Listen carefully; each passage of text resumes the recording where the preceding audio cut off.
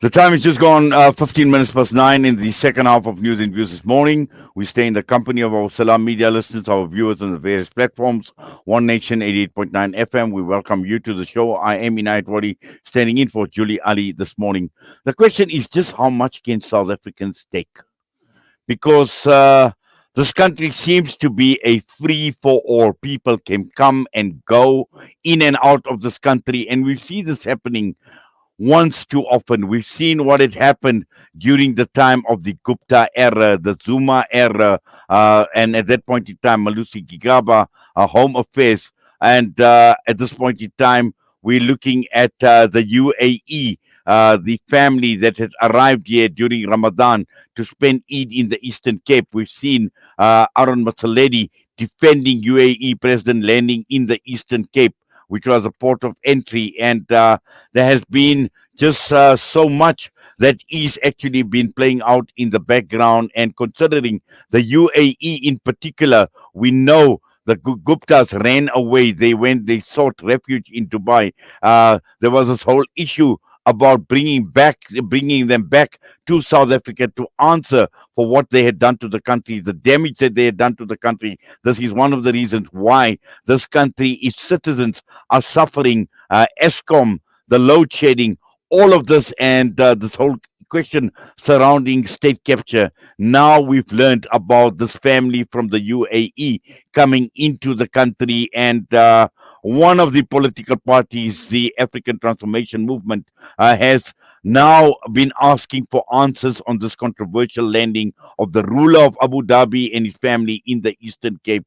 And what lies behind this? There is just controversy after controversy, which is clouding this visit to the Eastern Cape. And we're going across now to be joined by the ATM National Spokesperson, Zama Ntshona. Zama, good morning to you, and welcome to the show. Thank you so much. Good morning to you and the viewers.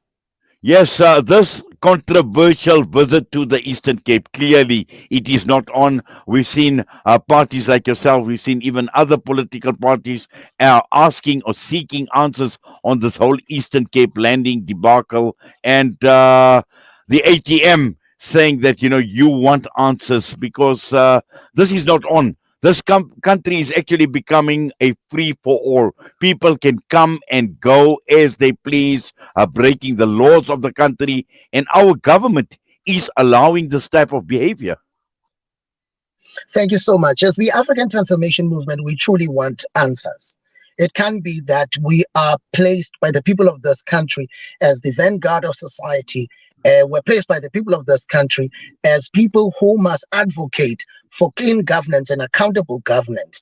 And then when we are in the legislatures, we are in the National Assembly and in the various councils, we do not do that. We want answers. One, on record, it is widely reported that on the 30th of March, the Premier of the province of the Eastern Cape, Oscar Mabuyane, visited the UAE on what was expected to be a 3-day business meeting. So very important that this is the 30th of March 2023.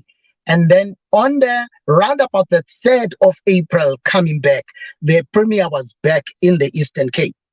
Now, very important to note this, because after that, we get reports that the Premier wrote all kinds of letters advocating or enabling the arrival of the UAE president on our shores and the declaration of the Bulembu Airport or Bisho Airport. Now, this is important because in order for you to be able to do that, you must talk to Dr. Aaron Motsoaledi of the Home Affairs. And Dr. Motsoaledi, upon satisfying himself with the application, he will then do what we call publicize the intention of declaration in the government gazette. Now, that must be done, and that process must take 30 days. 30 days for public comment. And when the public has commented on the matter, we can now get to the actual declaration. Now, very interesting that when you look at this particular issue, if you go as according to this time frame, you are If you go as according to this time frame, you will only be able to take the 30 days up to the 3rd of May if we were to count from the 3rd of April. So which means that even if on his way back from UAE he made an application, if this application was made within this time frame that I'm giving, we are yet to get to the 30 days where the people of this country must have been given an opportunity to comment on this matter. So why is it that though the 30 days has not lapsed, yet the UAE president is already in the country? That is question number one. This is why we wrote to the president of the country, the Minister of Home Affairs, international relations, defense, amongst many, so that they speak to this particular phenomenon. Minister Motsoaledi, we've also escalated to the public protector. We've asked the public protector to actually speak on this matter. The public protector must tell us, when was the application made? 2, was it gazetted? 3, was it gazetted in line with the statutes and laws of this country?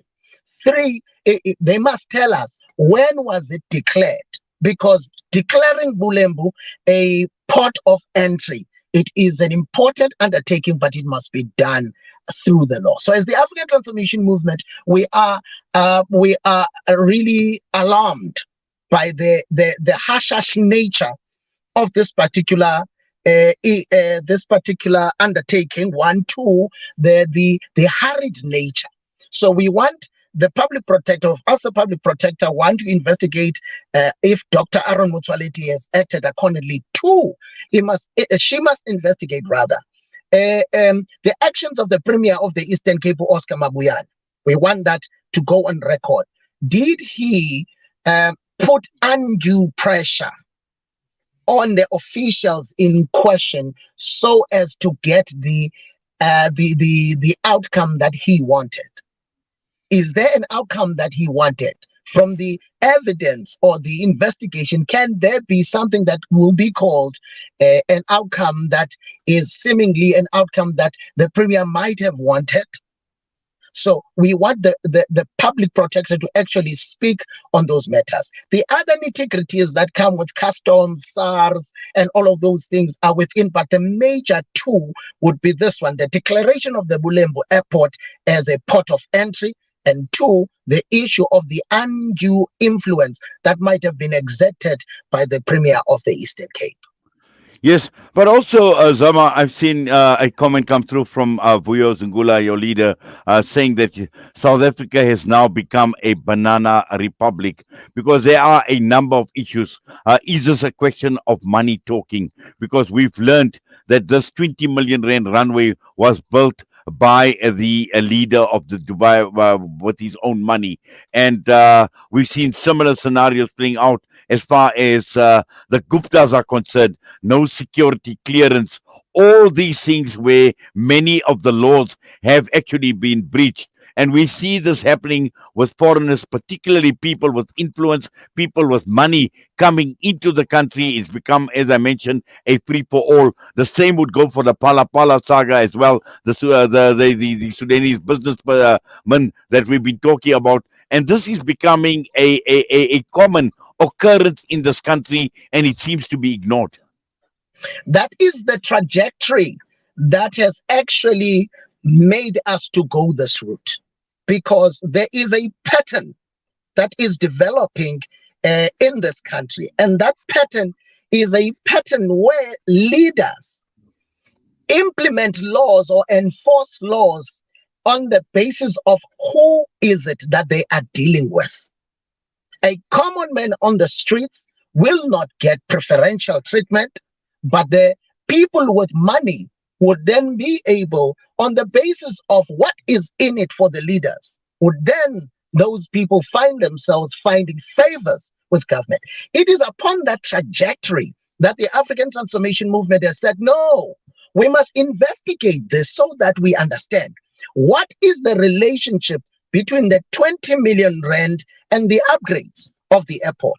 What is the relationship between the 20 million rand and the granting or the declaration of a port of entry? What is the relationship between the 20 million rand and everything else that has been happening? Also, very interesting to note that we've been told rather about a resort that is in Bedford. But when you look deeper, you're beginning to see now that we are not only talking about a resort, but we're talking about a game farm, hunting Yes. ground. Now, with that emerging, you can't help it but think, oh, resemblance, palapal, game farm. I'm not saying there's a connection here, but I'm saying it is when these dots begin to form a particular trajectory where you say, wait a minute, are we now in that state where we are going to have an era, and that era is going to be controlled somewhat by such phenomena? So we agree that from a principled stance, patronage politics seem to be taking center stage. I scratch your back, you scratch mine. It seem to be playing a center role. This is why we ask the public protector. Public protector, please assist us on this matter. Investigate how this thing transpired. Because from where we are, there is a lot of one, it looks like it was hurried, the process. Two, it looks like there were other influences which we do not, without an investigation, pronounce on. So this is why we said, instead of allowing this to be one of those, let us have a clear investigation taking place on this matter so that we know, is Dr. Aaron Motsoaledi involved in this thing? Did he sanction a declaration that was unlawful? Also, the premier of the province, is he an individual who enables the wealthy to break the law in this country? The public protector must tell us. Yes, and just finally, what we've come out and from the Minister of Home Affairs, Aaron Motsoaledi, saying that he was allowed to designate any place as a point of entry in the country if necessary. Now, would a minister like him have powers to unilaterally declare point of entries, Zama? If it is within the prescripts of the law, that within the powers and privileges of the minister is enabled to do so. The minister must do that in accordance to the law. But as soon as the minister starts becoming a new drafter or an amender of the constitution by himself, then we have a problem. When mid-process, he's going to determine that it's too long to wait for 30 days, 10 days is enough, then we have a problem.